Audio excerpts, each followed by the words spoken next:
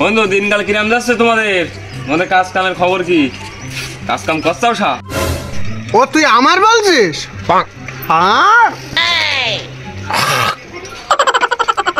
আমার অবস্থা তো বিশাল ব্যাপার। আমার যে জমি জায়গা এই মাঠে ওই মাঠে ওই মাঠে, একা মানুষ ভাই, আমি পাইরে উঠছি না। শালার বললাম কি আর শালা বলছে কি? সুযোগ পালি সব জায়গায় চাটান ধারে, শালা ফাপড় বাজ।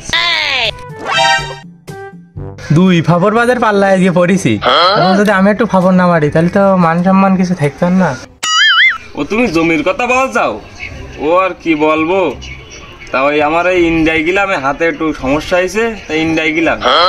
যাওয়ার ওখান থেকে একটা চা খাইলাম, তার দাম আছে তোমার 50,000 টাকা। আচ্ছা, তো এখন ওখান থেকে ট্রিটমেন্ট করতে গিয়ে আমার মোটমাট খরচ লেগেছে 10 লাখ টাকা। মোটমাট খরচটা লেগেছে একটু আমার হাতের জন্য। আচ্ছা, তা দেখলাম যে দেশের টাকা দেশেই থাক, এই কারণে দেশের টাকা শুধু একটা বেতার টেপ মেরে ছিঁড়ে দিয়েছি, তাও দেখছি এখন কমছে না। ও আচ্ছা আচ্ছা, কথাটা বললাম কি আর ও বললোটা কি? আমার কথা আমার উপরে ফেরত দিল। তা তোমার কি অবস্থা গো?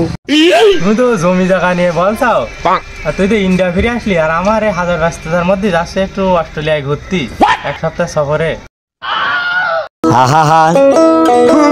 আমি পারি না আর পারি না, আমি কেন মরি না, আজরাইল কি চিনে না।